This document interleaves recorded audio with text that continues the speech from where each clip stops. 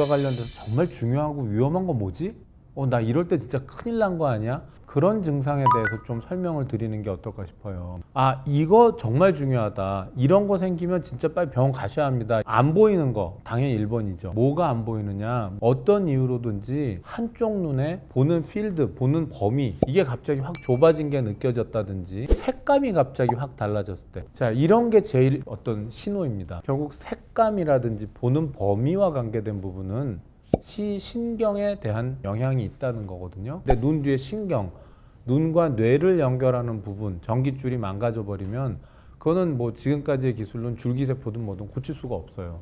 그래서 시신경과 관련된 질환들이 제일 무서운 겁니다. 그러니까 응급실을 가야 될 정도의 눈의 중한 증상, 이머전시가 뭐냐? 1번, 블랙아웃이 되는 거예요. 정말 한쪽이든 양쪽이든 갑자기 빛이 안 보이는 거예요. 깜깜해지는 거예요. 그렇게 될 수 있는 상황은 혈관에 염증이 생기는 경우에 안에서 혈소판이랑 막 달라붙어 그냥 막혀버릴 수 있습니다. 그 경우는 빨리 뚫어주지 않으면 정말 이틀 안에 다 끝나버려요. 왜냐하면 동맥혈 산소 공급이 제대로 안 되면 신경 조직인 눈이 금방 끝납니다. 정말로.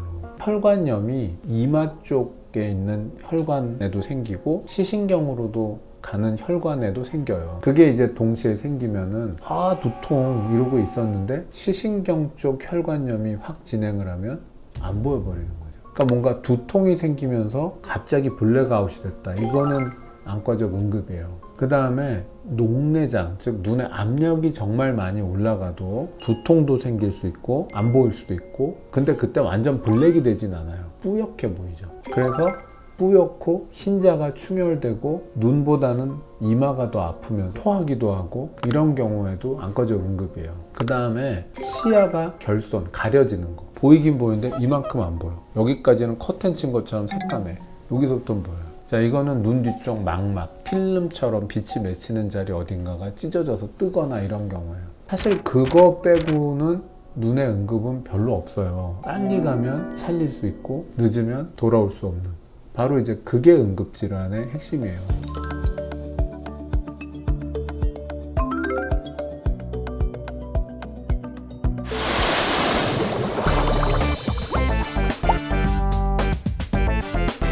오늘은 망막박리에 대해서 알아보는 시간을 가지려고 하거든요. 여기서 한번 보시면 이게 우리 눈이지 않습니까? 망막은 여기 뒷부분 주황색, 오렌지색으로 표시된 이런 부분이고요. 근데 이 망막박리는요, 박리라고 하는 것은 층이 분리되면서 떨어져 나갔다 이런 뜻이 되는 거고요. 망막 쪽에 사진을 찍어보니 여기 좀 이상하다라는 부분이 발견이 됐죠. 그러니까 이게 망막 박리예요. 망막 박리가 일어나면 중심 부분, 황반부에 있는 여러 가지 시세포들이 갑자기 에너지 소모를 확 줄여버립니다. 그렇게 되면 시력이 잘 안 나오죠. 내 중간 시야에 있는 직선들이 갑자기 구겨지거나 휘어지거나 어디가 안 보인다는 걸 찾으실 수도 있고요. 그리고 무엇보다 빛이 번쩍거리는 광시증이 생기거나 또는 커튼이 내려오는 것 같은 그런 시야가 가려지는 현상이 생길 때는 급한 거죠. 수술해야 돼요. 여러 가지 방법을 쓸 수 있는데 공기를 넣기도 하고 여러 가지 복잡한 가스를 넣기도 하고 실리콘 기름을 넣기도 하는데, 그런 거를 넣어가지고 이렇게 밀어 올려서 떨어진 망막을 붙이는 거예요. 그러니까 벽에서 벽지가 쭉 쳐져 있었는데 이 안에 공기를 넣어서 탁 붙여 놓는 거죠. 망막박리는 여러분들이 얼마나 섬세하고 예민하게 초기 증상을 빨리 파악하시느냐에 따라서 예후가 정말 많이 달라지고, 과거와 달리 적절하게 수술만 잘 받으면 많이 해결할 수 있는 병이다, 이렇게 생각해 주시면 되겠습니다.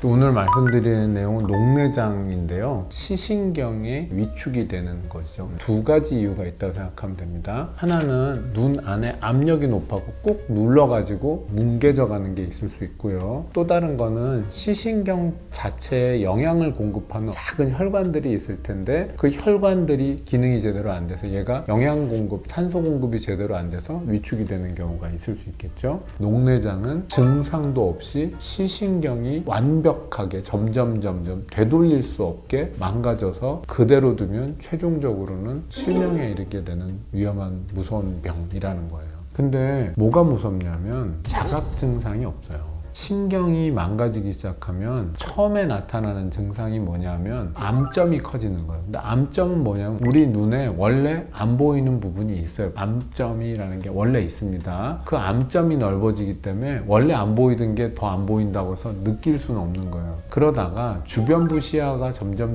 좁아지기 시작해요. 그 다음에 바깥쪽 주변부 시야가 점점 좁아지기 시작해요. 그래서 우리가 보통 이렇게 두 눈을 떴을 때 한 165도 정도 이렇게 볼 수 있다고 되어 있는데 이게 한 140도, 130도 이렇게 폭이 좁아지는 거예요. 이쪽이 안 보이고. 이때쯤 되면은 좀 느낄 수도 있죠. 검사도 안 하고 평생 그냥 안과를 간 적도 없고 그냥 그렇게 저렇게 지내면 나중에 엄청 많이 망가져서 90%쯤 손상됐을 때 알아요. 그래서 이게 속상한 병이에요. 녹내장이 있을 수 있으니 6개월 뒤에 꼭 검사하세요 라고 얘기를 들으시면 6개월 뒤에 검사하세요 하면 검사하시면 되고 약을 쓰십시다 라고 하면 넣으면 되는데 80%가 망가진 상태에서 발견되었다고 해도 지금부터 열심히 쓰자 이렇게 하셔야 돼요.